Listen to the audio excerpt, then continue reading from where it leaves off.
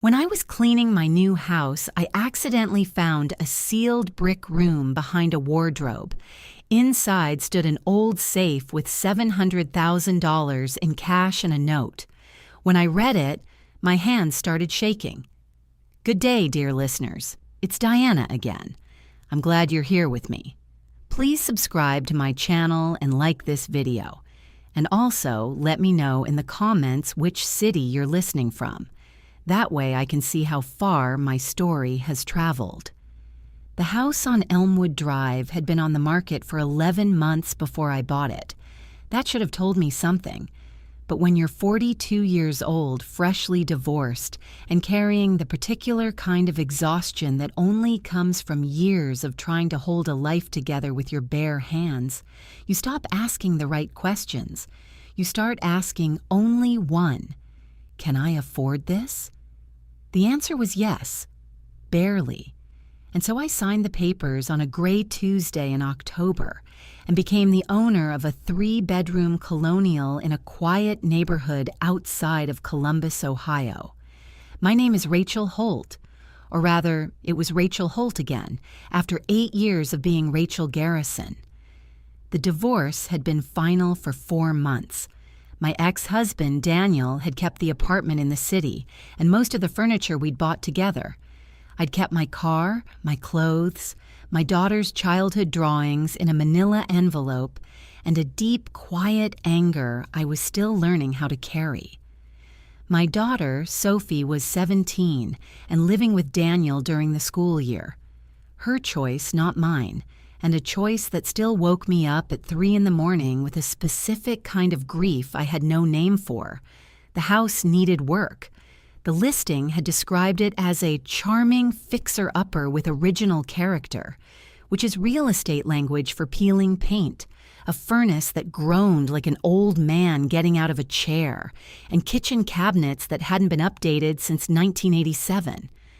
None of that bothered me. I was a high school English teacher with summers off and a stubbornness that my mother had always called a character flaw, and I had learned to call a survival skill. I could fix things. I had been fixing things my whole life. I moved in on a Saturday in November. My friend Carla helped me carry boxes. We ordered pizza and sat on the floor because I hadn't assembled the furniture yet, and she told me this was the beginning of something good, and I almost believed her. The first week passed in a blur of unpacking. I painted the bedroom a soft gray blue. I scrubbed the bathroom tiles until my knuckles ached. I introduced myself to my neighbors, an older couple named the Pattersons on the left, and on the right, a house that appeared to be empty. The Pattersons seemed pleasant but slightly guarded, which I attributed to the natural reserve of Midwestern strangers. Mrs. Patterson, in particular, watched me from her porch with an expression I couldn't quite read. Not unfriendly, just watchful. It was during the second week that I decided to rearrange the master bedroom. The previous owners had left behind a large oak wardrobe, the kind that was too heavy and too old to be worth moving. The listing agent had explained with an apologetic shrug. It sat against the east wall like a piece of furniture that had decided it belonged to the house rather than to any person. I had been working around it, but I wanted more light on that side of the room, and so, on a Wednesday afternoon, I pushed it. It didn't move easily.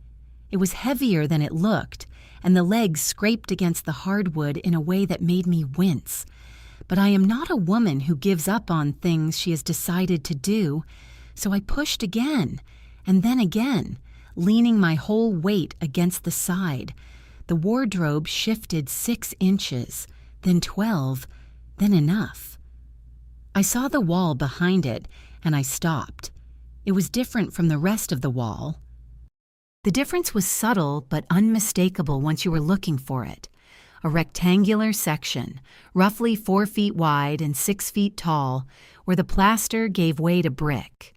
Old brick, darker than the surrounding wall, laid in careful horizontal rows. Someone had bricked up a doorway. And not recently. The mortar between the bricks was old and crumbling at the edges, but the brickwork itself was deliberate and complete. I stood there for a long moment, breathing a little harder than I should have been from the effort of moving the wardrobe. Why would someone brick up a doorway inside a bedroom? I pressed my palm flat against the brick. It was cool and solid. I knocked on it with my knuckle, and the sound was dull, not hollow. But there was something about the dimensions of that sealed opening, the deliberateness of it, that made the hair on my arms stand up. I told myself it was nothing. Old houses had strange histories. People remodel for all kinds of reasons. I pushed the wardrobe back against the wall, made a mental note to ask the previous owners about it, and went to make dinner. But I didn't sleep well that night. I lay in the dark, aware of the wall behind the wardrobe, in the way you become aware of a sound after someone points it out to you. The knowledge sitting just behind your thoughts, impossible to put down. Somewhere in this house, someone had sealed a room and pushed a wardrobe in front of it, and no one had mentioned it. Not the listing agent, not the inspection report, not the sellers. Why not? I was back in the bedroom the next morning before I had finished my first cup of coffee. I moved the wardrobe again, more quickly this time, as if the decision had already been made while I slept. I borrowed a hammer and a cold chisel from my toolbox, and I stood in front of that old brick wall for a moment, weighing what I was about to do. Then I started removing bricks. It took me an hour. The mortar was old enough that it crumbled with moderate persuasion, and I stacked the bricks carefully in the corner, my hands turning gray with dust. What emerged behind the wall was a small room, no more than 8 feet by 10, that had been built into the original structure of the house. The air that came out was stale and cold, the smell of decades of sealed darkness. Inside, there was nothing on the walls, nothing on the floor except dust, nothing at all, except one thing, a heavy steel safe, roughly the size of a mini refrigerator, sitting in the center of the room as if it had been placed there with great care. And resting on top of the safe, held in place by nothing except its own weight, a single white envelope. My hands were trembling. I didn't know why yet. I hadn't opened anything. I hadn't found anything except an old safe and a piece of paper. But some part of me, the part that had learned over 42 years, that certain silences are not peaceful, but merely waiting, understood that whatever was inside that room had been put there by someone who did not want it found, and whatever was in that envelope was going to change things. I reached for the envelope first. The envelope was not sealed. That was the first thing I noticed. The flap was simply folded down, as if whoever had written the note inside had wanted to leave it accessible, as if they had known, somehow, that the right person would eventually find it and needed to be able to read it without obstruction. Inside was a single sheet of white paper, folded twice. The handwriting was neat and deliberate, the kind of penmanship that belonged to an older generation, careful even, slightly formal. I read it standing in the doorway of that sealed room in the stale, cold air, and my hands began to shake before I reached the second paragraph. To whoever finds this, it began. My name is Harold Whitmore. I lived in this house from 1961 until 2019. What you see in this safe belongs to no one now, because the people it was meant for chose dishonesty over family. I am leaving it this way because I could not bear to destroy it and could not bear to give it to people who do not deserve it. If you are honest, and I pray that you are, please use it well. The combination is my wife's birthday, June 14th, 1938. God bless you. That was all. No last name of a lawyer, no instructions for reporting it, no contact information. just a dead man's prayer written in careful cursive on a single sheet of paper. I stood there for what felt like a very long time. Then I walked to the safe and knelt in front of it. The dial was old but functional, the steel surface cold under my fingers. I turned it slowly. 06, then 14, then 38, and on the third number, something inside the mechanism shifted and the door swung open with a weight and solidity that nothing in my life had prepared me for. I am not going to pretend that what I felt in that moment was purely moral uncertainty. I am going to be honest, because this is my story, and honesty is the only version of it that matters. The first thing I felt was shock so deep it was almost physical, like stepping off a curb you didn't see. Because the safe was full of money, not a small amount, not an inheritance-sized amount. Stacks of banded $100 bills, arranged with the kind of orderliness that speaks of someone who had counted them many times. I didn't count them that first moment. I couldn't. I just sat back on my heels on the dusty floor and stared. Later, after I had made myself a cup of tea I barely tasted and sat at my kitchen table for 40 minutes doing nothing, I went back and counted. $700,000. $700,000 in cash, sitting in a safe that had been bricked behind a wall in a house I had bought for $187,000 because it needed work. The tea sat cold beside me. I stared at the number I had written on a notepad. Then I turned the notepad face down, which was a ridiculous thing to do since I was alone in the house, but I did it anyway. What was I supposed to do with this? The question was not rhetorical. It was the most practical question I had ever faced in my life, and I understood almost immediately that the answer was not simple. I was not naive. I had spent 8 years married to a man who practiced family law, and some of that had seeped into me by proximity. Found money, abandoned property in legal terms, had rules attached to it. There were reporting requirements. There were laws about what constituted a legal claim. And $700,000 in cash in a safe hidden behind a wall was the kind of thing that attracted attention, scrutiny, and people who felt entitled to things they had not earned. That last thought arrived with a specific image: Harold Whitmore's heirs.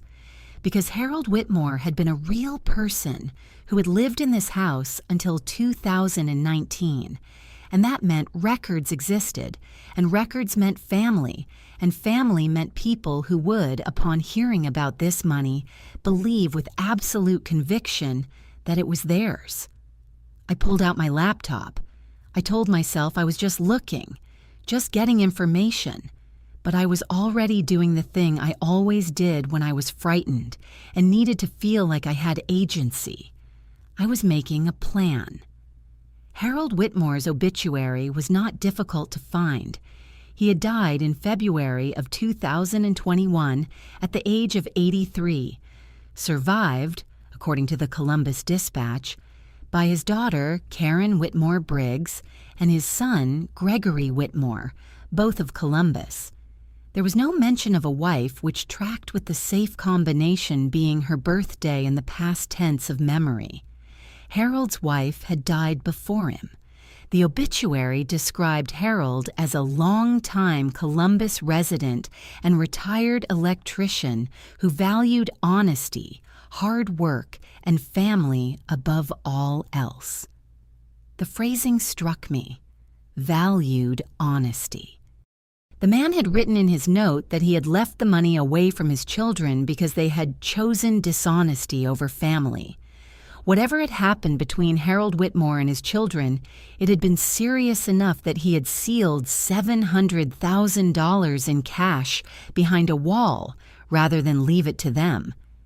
I read the names again: Karen Whitmore Briggs, Gregory Whitmore, both in Columbus, both presumably aware that their father had once owned this house, both presumably completely unaware of what he had hidden here, or they would have found it themselves long before the house went on the market. I sat very still in my kitchen and thought about what I knew. I knew that Harold Whitmore had intentionally left this money to be found by a stranger. I knew that he had considered his children unworthy of it. I knew that the money had been in this house, my house, when I purchased it, making the legal question of ownership genuinely complicated. And I knew that if I reported this to the authorities, Karen and Gregory Whitmore would hear about it within days, and whatever legal claim they tried to assert would immediately become my problem. I opened a new tab and typed, Attorney Columbus, Ohio, found property cash estate law consultation. That was the beginning of my plan. It wasn't elegant yet. It was just a direction. The instinct of a woman who had learned, through long experience, that when something threatens what is yours, you do not wait to see what happens next. You move first. You get informed. You protect yourself. I saved the obituary. I took photographs of the safe, the note, the money, and the sealed room before I touched anything else. I replaced everything exactly as I had found it, closed the safe, and pushed the wardrobe back against the wall. Then I called Carla.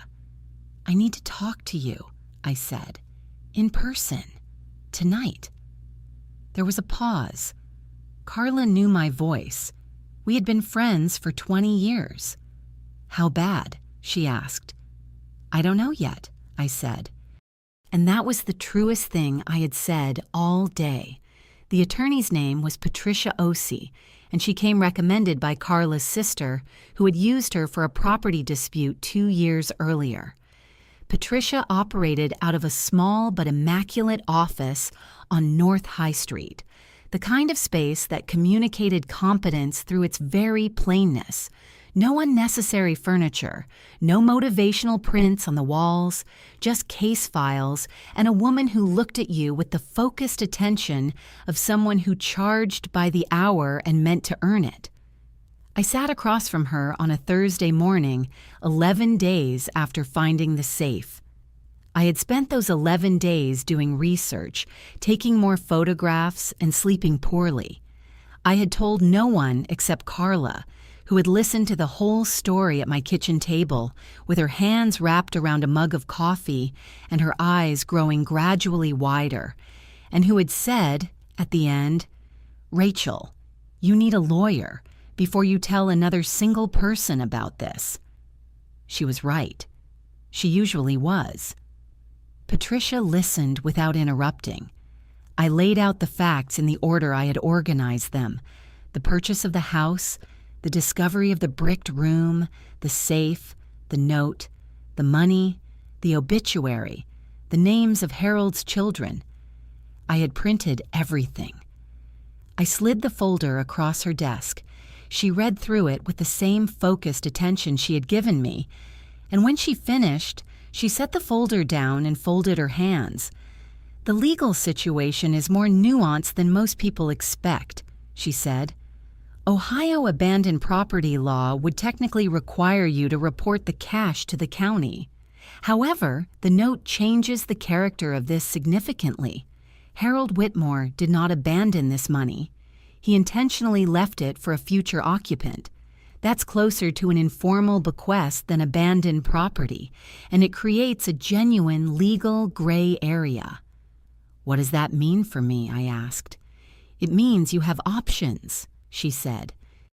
But it also means that the moment this becomes known, Harold's heirs will almost certainly contest any claim you make, not necessarily successfully.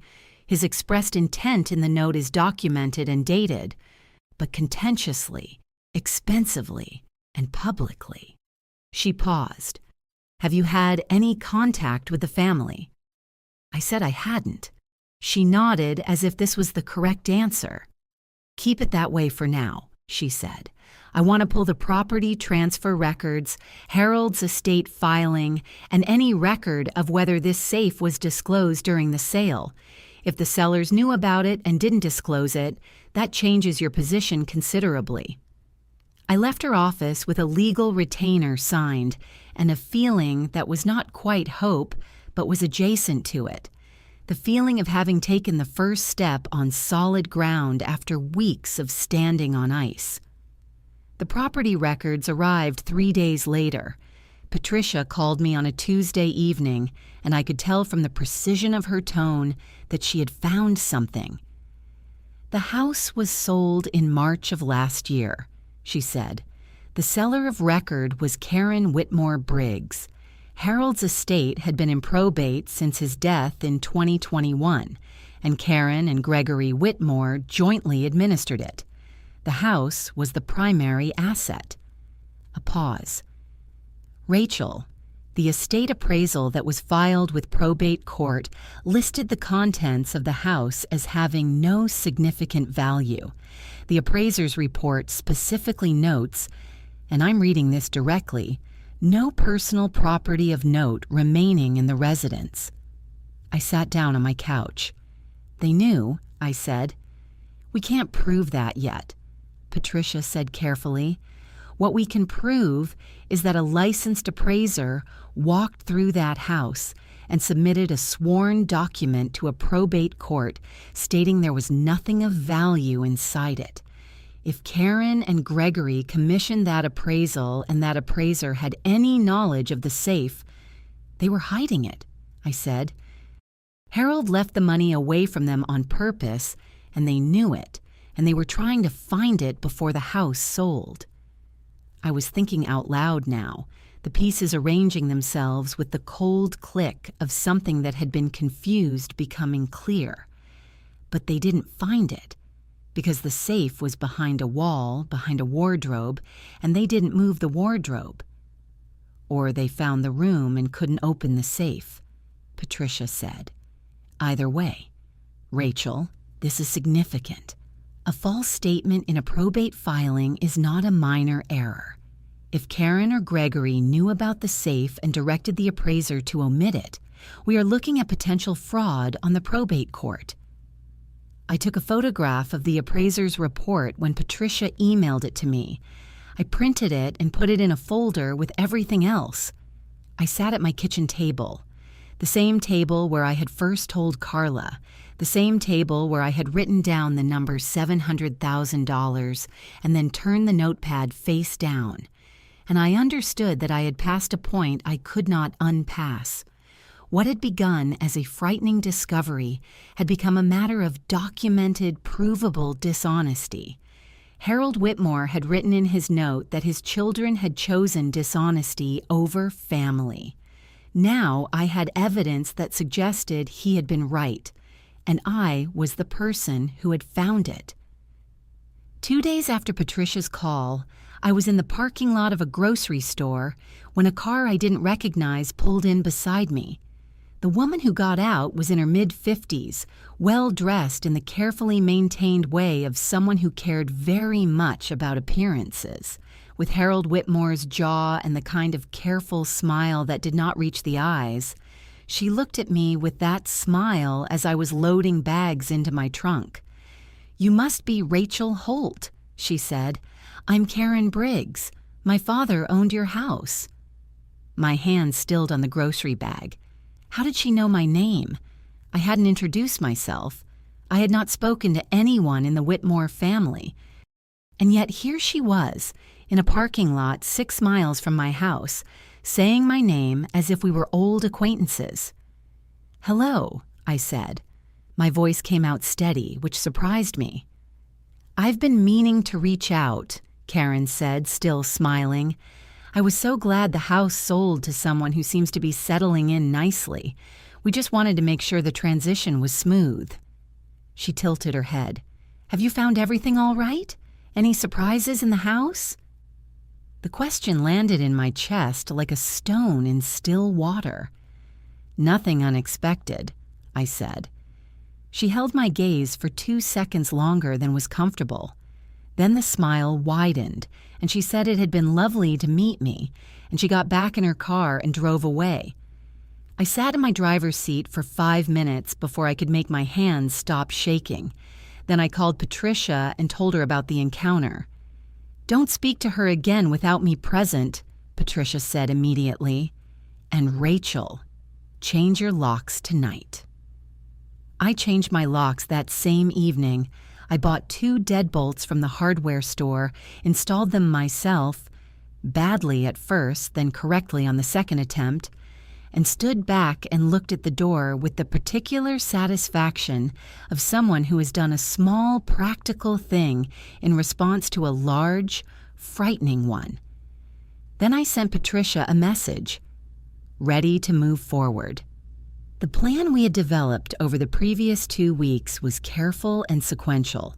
Patricia had filed a formal legal inquiry with the probate court regarding the completeness of Harold Whitmore's estate appraisal. Simultaneously, she had connected me with a certified property and asset attorney named James Elrod, who specialized in found and disputed property cases. The core of the legal argument was threefold. Harold's written note constituted a documented statement of intent. The safe and its contents were physically present in the property at the time of sale, and therefore transferred with it under Ohio law's treatment of real property contents. And the false estate appraisal, if proven deliberate, potentially constituted fraud that would void any competing claim the Whitmore heirs might attempt to assert. It was not a guaranteed win. Patricia had been clear about that. But it was a defensible position, built on documented evidence, and it was moving through the correct channels. That mattered to me. I was not trying to steal anything. I was trying to hold on to something that a dead man had left in my house and that his children had lied to a court about. The formal inquiry to the probate court was filed on a Monday. By Thursday, I knew that Karen and Gregory had been notified because Patricia received a phone call from their attorney, a man named Stanton Clark who spoke with the practiced patience of someone accustomed to making unreasonable positions sound reasonable, informing her that the Whitmore family had concerns about unauthorized access to estate property and intended to pursue all available legal remedies. "That was fast," I said when Patricia told me. "It means they were already watching," she said. 2 days later, they came to my house. It was a Saturday afternoon, and I was pulling weeds in the small garden bed along the front walk. A domestic, ordinary thing, which made what happened next feel all the more surreal. A dark SUV pulled up in front of my house, and both of them got out. Karen, with her careful smile, and beside her a man who had to be Gregory, taller, heavier, with his father's coloring and none of his father's apparent decency. He was not smiling. Rachel. Karen's voice was warm in the way that expensive knives are polished. "We thought it was time we talked properly. Neighbor to neighbor." "I'm not your neighbor," I said. I set down my trowel and stood up. Gregory took a step closer than was necessary. "You found something in that house," he said. It was not a question. "Something that belongs to our family." "I found a legally purchased property," I said. "Everything in it transferred to me at closing." "Our father was not in his right mind when he hid that money," Karen said. The smile had shifted into something harder. "We have documentation from his physician. Cognitive decline. He didn't understand what he was doing." "Then why didn't you disclose it to the probate court?" I asked. The question landed and stuck. Karen's expression flickered, just for a moment, just a fraction of a second. And in that flicker, I saw the truth of what Patricia and I had already suspected. She knew exactly what she had done. "You should be very careful," Gregory said. His voice had dropped. "You're a school teacher, single woman new to the neighborhood. You don't want the kind of legal attention that comes with sitting on money that doesn't belong to you." "Are you threatening me?" I said. My voice was quiet and steady, and I was more frightened than I had been in years, but I did not move and I did not look away. "We're advising you," Karen said, "neighbor to neighbor." "Then here is my advice," I said. "Speak to my attorney. Her name is Patricia Osei. You already have her number." I picked up my trowel. "Now please get off my property." Gregory opened his mouth. Karen put a hand on his arm. They looked at me for a long moment, the look of people who are accustomed to being obeyed and are recalibrating. And then they got back in the SUV and drove away. I went inside. I sat down on the kitchen floor, which I had not done since I was a child, and I breathed for several minutes. My legs were shaking, my hands were not. I found that interesting. I called Patricia and reported every word. She advised me to document the visit with times, exact statements, and descriptions, which I did, 3 pages, typed, time-stamped. Then she said, "Rachel, I want you to take the weekend. You've been running on adrenaline for 3 weeks. Rest. We continue Monday." I took her advice. I spent Saturday evening on my couch with a book I barely read and a glass of wine I mostly tasted. I called Sophie, my daughter, who was living with her father, and we talked for 40 minutes about her college applications and a teacher she liked and a movie she'd seen with her friends. I did not tell her any of this. She sounded happy. That was enough for one day. On Sunday, I drove to the park near the river and walked for 2 hours and watched the November sky above the bare trees. I thought about Harold Whitmore, who had lived in my house for 58 years and had died trusting that a stranger would be more honest than his own children. I thought about what that kind of loneliness must feel like. I thought about how I was not going to let him down. Monday came, and with it, a different tactic. The email arrived in my personal inbox at 7:14 in the morning, before I had finished making coffee. The sender was Karen Whitmore Briggs, and the address she had written from was personal, not through her attorney. That alone told me something about the nature of what was coming. "Dear Rachel," it began, "I want to apologize for how our last conversation went. Gregory and I were upset and we didn't express ourselves well. We'd like to start over." I read the whole thing standing at my kitchen counter. It was 4 paragraphs long. It was very well written, warm, self-deprecating, in carefully calibrated doses, and it built to its point with the patience of someone who had spent time constructing it. The point, arrived at in the 3rd paragraph, was this: Karen and Gregory were prepared to offer me a finder's fee for the safe and its contents. A generous one, she wrote, though she did not specify an amount. She wrote that she hoped I could understand that their father's money, accumulated over a lifetime of work, rightfully belonged to the family that had loved him and cared for him in his final years. She wrote that she was sure I was a good person and that good people understood the meaning of family. She had CC'd Gregory. She had not CC'd her attorney. I read the email a second time, then a third. Not because I was tempted. I want to be honest about that because the story is only worth telling if I am honest, but because I was looking for the pressure points. Every manipulation has pressure points, places where the mechanism shows. The appeal to my goodness, the reframing of the situation as being about family loyalty rather than probate fraud. The unspecified, generous offer designed to make me curious, to make me respond, to get me talking outside of legal channels. I forwarded the email to Patricia without responding to it. "Don't reply," Patricia wrote back within 20 minutes. "This is an attempt to establish direct communication outside of counsel. Do not engage."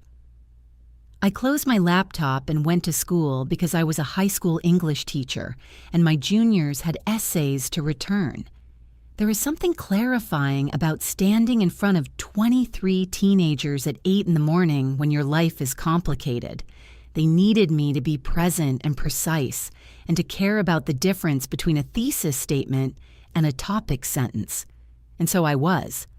I taught 2 classes, attended a department meeting, ate my lunch in the faculty lounge, and listened to my colleague David complain about the new grading software with the fond patience of someone who understood that normal problems are a gift. It was during that week that I found my support in a form I hadn't expected. Mrs. Patterson, my neighbor, the one who had watched me from her porch with that unreadable expression, knocked on my door on a Wednesday evening. She was in her mid-70s, small and sharp-eyed, with the posture of someone who had once stood up straight and never stopped. She brought a casserole, which is the Midwestern language, for I have something to tell you, and I needed a reason to come over. We sat at my kitchen table, and she watched me set out plates, and she said, without preamble, "I knew Harold." I put down the serving spoon. 50 years. We were neighbors, she said. I know why he hid that money. She folded her hands on the table. Karen and Gregory spent years telling him he was losing his mind, convincing him, trying to get power of attorney so they could control his finances. Harold was the sharpest man I ever knew, right up until the end. He knew exactly what they were doing. She paused. He told me once that he was going to make sure they couldn't have it. I didn't know he meant literally. I looked at her for a moment. "Mrs. Patterson," I said carefully, "would you be willing to speak to my attorney?" She picked up her fork with the serenity of someone who had already made this decision before knocking on my door. "That's why I'm here," she said. She became the second pillar of what I was building. A neighbor of 50 years who could testify to Harold's mental acuity, his awareness of his children's behavior, and his deliberate decision to protect what was his. Patricia called her testimony potentially decisive. The week ended quietly. Karen and Gregory had gone silent, which Patricia said meant they were regrouping, which meant they were not done. I knew that. I could feel it in the particular quality of the silence of people who are watching, calculating, waiting for a better moment. Let them watch. I had a lawyer. I had evidence. I had a 73-year-old woman who had brought me a casserole and who had known the truth for years. For the first time since finding that sealed room, I slept well. They came back on a Friday evening in December, 3 weeks after Karen's email and 10 days after Mrs. Patterson's visit. This time they called ahead.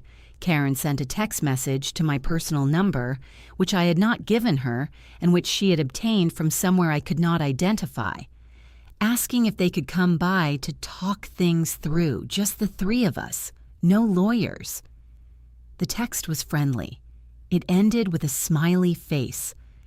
I considered not responding. Then I considered what Patricia had told me about documentation, and I responded with a single sentence. "I'll give you 20 minutes. I told Patricia first. She advised against the meeting firmly, and when I explained that I intended to go ahead with it and why, that I wanted to hear what they would say when they thought they were operating off the record, she said, "Then record it. Ohio is a one-party consent state." I set my phone face down on the kitchen table, recording, before I opened the door. Karen had brought wine, an actual bottle of wine, held out at the threshold like a peace offering in a film about people who have forgotten how to make genuine peace. Gregory was behind her, wearing an expression he was clearly working to keep neutral. I let them in. I did not take the wine. I set it on the counter and directed them to the kitchen table. We sat down, Karen looked around my kitchen with bright, appraising eyes, the eyes of someone cataloging what they see, and said it was a lovely home, that she had so many memories here that it had been hard to let it go. The performance was polished. She had done this before. This particular warm, intimate version of herself deployed in service of a goal. "We've been thinking a lot," Karen said, leaning forward slightly, hands clasped on the table. "About Dad. About what he would have wanted." She paused, letting the weight of the father settle in the room. He was a complicated man, stubborn. He had a hard time forgiving people. Another pause. But he loved his family. Underneath everything, he loved us. We know he did. I said nothing. I watched her. "We think," Gregory said, taking his cue, "that what he did, hiding the money, the note, that was the act of a man who was confused and in pain, not his real intentions. His real intentions were always to take care of his family." He met my eyes. "You understand that, right? You have a daughter. You know how complicated family is." The mention of Sophie landed differently than they had intended, not as a softening blow, but as a clarifying one, because in that moment I understood precisely what they were doing.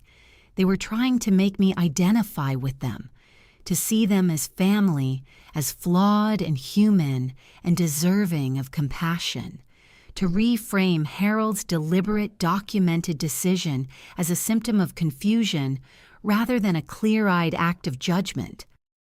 "What exactly are you proposing?" I said. Karen's expression opened into something that was almost relief, as if the fact that I had spoken meant she had me. "We're proposing something simple and fair," she said. "You keep 20% as a finder's fee. We take the rest, the 80% that belongs to the family. No courts, no probate, no lawyers. Clean, quick, and everyone gets something." I looked at the bottle of wine on my counter. 20%, $140,000. It was not nothing. In a different life, in different circumstances, it might have been enough to make me hesitate. "And the probate filing?" I said. "The false appraiser's report?" The shift in the room was immediate and unmistakable. Karen's expression went very still. Gregory's jaw tightened. "That was an administrative error," Karen said. Her voice had changed. The warmth was still there, but it had thinned, like a layer of ice when the temperature begins to rise. These things happen with complex estates. There was no intent to mislead. "Harold's physician's documentation says he had cognitive decline," I said. "But Mrs. Patterson tells me he was sharp until the end. She knew him for 50 years. I let that sit. "Which version of Harold Whitmore do you want to use? Because you can't use both." Gregory stood up. He didn't do it aggressively. He did it with the controlled force of someone who is very angry and is choosing to express it physically because words are not working. "You don't know what we went through," he said, his voice tight. "Years of caring for him, managing his finances, watching him give money away to strangers and causes while his children needed help. That money is ours. We earned it." "You lied to a probate court," I said quietly. "You are making a very serious mistake," Karen said.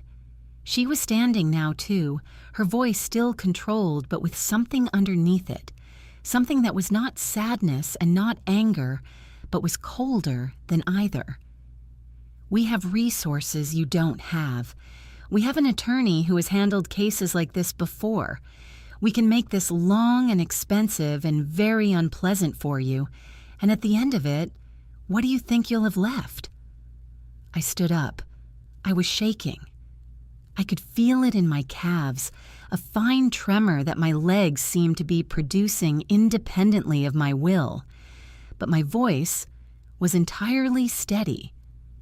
"I think I'll have what Harold Whitmore left me," I said, "and I think you'll have whatever a court decides to do with people who committed fraud in a probate proceeding. That's what I think." I walked to my front door and opened it. "Thank you for coming." They left. Karen walked out first, with a precision that was more frightening than Gregory's anger. Gregory paused at the door and looked at me for a moment with an expression I couldn't fully read. Not quite a threat, not quite an acknowledgement. And then he followed his sister. I closed the door and put my back against it. I was afraid. I am not going to pretend otherwise. Karen had not been wrong that they had resources and a history of this kind of legal maneuvering. This was not going to be comfortable or quick. But the fear, when I examined it in the quiet of my hallway, had a quality I recognized. It was the kind of fear that comes not from weakness, but from the proximity of something real and important. I was afraid because this mattered, and because it mattered, I was not going to stop. I picked up my phone from the kitchen table. The recording was 41 minutes long. I emailed it to Patricia that night, and I went to bed and I slept. The hearing was scheduled for a Thursday in February, 4 months after I had first pushed that oak wardrobe away from the east wall of my bedroom. It was a civil proceeding in the Franklin County Court of Common Pleas. Not a criminal trial, Patricia had explained, but a hearing on the validity of the estate appraisal and on the competing claims to the property found in my home. Criminal fraud, if the court found sufficient grounds, would be a separate proceeding. But we were close to a point where the foundations of Karen and Gregory's position would be tested in public, and whatever they had built on those foundations would stand or fall in that light. I wore the gray suit I had bought for parent-teacher conferences. I arrived 30 minutes early and sat in the marble hallway with a paper cup of coffee and thought about Harold Whitmore, who had died trusting that honesty would eventually matter. We had 3 primary pieces of evidence: the note in Harold's handwriting, dated by a forensic document examiner as consistent with 2018 to 2019, the probate appraiser's report stating the house contained no property of value, and the sworn testimony of Eleanor Patterson, who sat 3 rows behind me in the gallery wearing a blue dress and an expression of absolute calm. We also had the kitchen recording. Patricia had successfully argued for its admission as evidence of the parties' awareness of the contested asset and their attempt to negotiate outside legal channels. Karen and Gregory arrived with Stanton Clark, polished and patient. They did not look at me. Clark's opening argument. Harold had experienced documented cognitive decline. The appraiser had not located the safe. The money belonged to the estate, and therefore to its heirs. Patricia's counter. The forensic dating of the note. Harold's explicit statement of intent.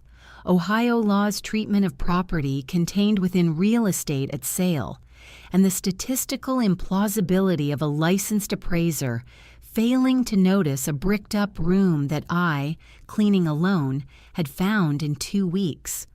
That last point drew a visible reaction from Judge Chen. Then came Eleanor Patterson. She took the witness stand with the unhurried dignity of a woman who has nothing to hide. She spoke about Harold with the specificity of genuine long knowledge, his habits, his humor, his sharp memory for dates, his 2 newspapers every morning. She described the campaign Karen and Gregory had conducted from around 2015 to establish that Harold was mentally declining. The pressure to sign over financial control, the physician they had chosen for him. Did Harold Whitmore show signs of cognitive decline in the years before his death? Patricia asked. No. Simple. The word landed like a door closing. Then Patricia introduced the full physician's records. obtained through subpoena, not the selective documents Karen and Gregory had referenced in my kitchen. They showed a patient whose doctor had noted normal aging and mild memory complaints, consistent with age in the same document where Karen, as emergency contact, had described symptoms that did not appear in the physician's own clinical notes. The discrepancy was not small. Judge Chen made a note. The collapse came during Gregory's testimony. He had been tightly composed, the composure of someone working hard at it. Patricia's cross-examination found the seam. Mr. Whitmore, you testified that the appraiser's failure to discover the sealed room was due to its being effectively hidden. Is that correct? That's correct. During your visits to settle the estate, did you access the master bedroom? Yes. Did you move the wardrobe in the master bedroom during any of those visits? The silence lasted 3 seconds. In a room filing documents and shuffling papers, 3 seconds is a very long time. Gregory's composure didn't break. It became visible as a constructed thing, like a wall you could suddenly see the seams of. I may have, he said, and if you moved the wardrobe, Mr. Whitmore, you would have seen the bricked wall behind it. The same wall my client discovered within 2 weeks of moving in. Clark objected. Judge Chen overruled him. Gregory looked at his sister. A fraction of a second. But the look that exists between people who have made decisions together and are watching those decisions become evidence. Karen's face had gone entirely still, not controlled emotion, the stillness of someone who has run out of moves. I don't recall what I saw, Gregory said. Patricia didn't press it. She didn't need to. The answer was already in the record. Judge Chen called a recess, and when she returned, her expression held the quiet certainty of someone who has reached a conclusion the evidence has been pointing toward for some time. I sat at the plaintiff's table and looked at my hands, entirely still, and thought about Harold stacking those bills alone, writing his letter in careful cursive, trusting a stranger he would never meet. I thought about Eleanor in the blue dress. I thought about Sophie, and what I hoped she would someday understand about why I hadn't walked away. I was not shaking. I was, at that moment, more still inside than I had been in a very long time. Judge Chen issued her ruling 6 days later. Patricia called at 9:47 a.m., and I was standing in my classroom between periods, and I sat down on the edge of my desk because my legs decided standing was no longer the priority. The ruling was comprehensive.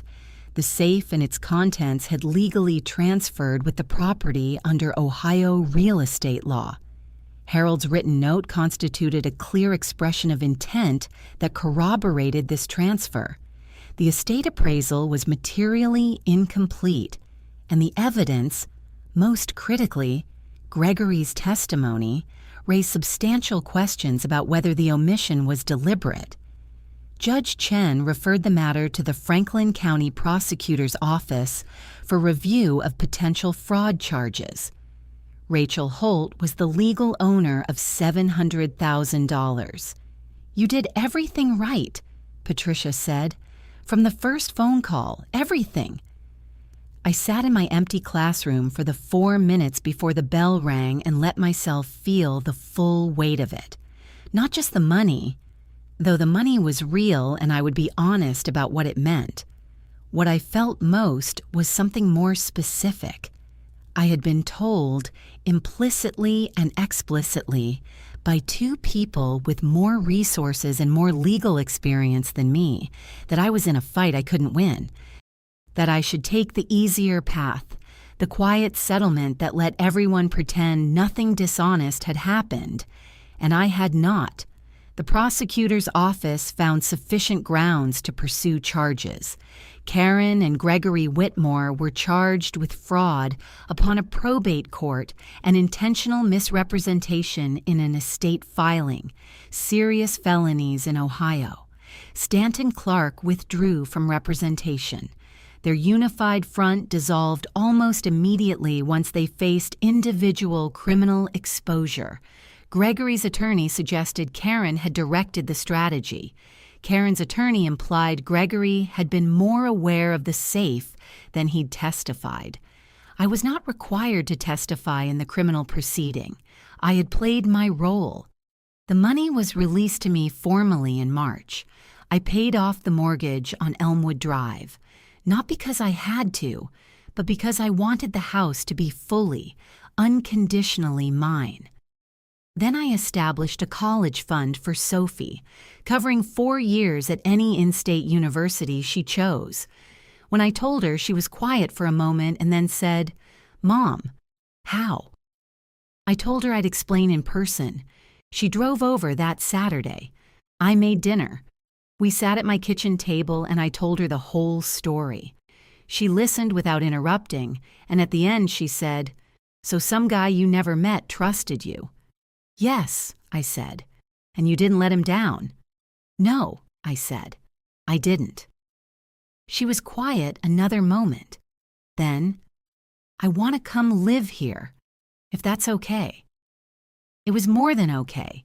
We didn't discuss it further that night because we didn't need to, and that was one of the best evenings I can remember.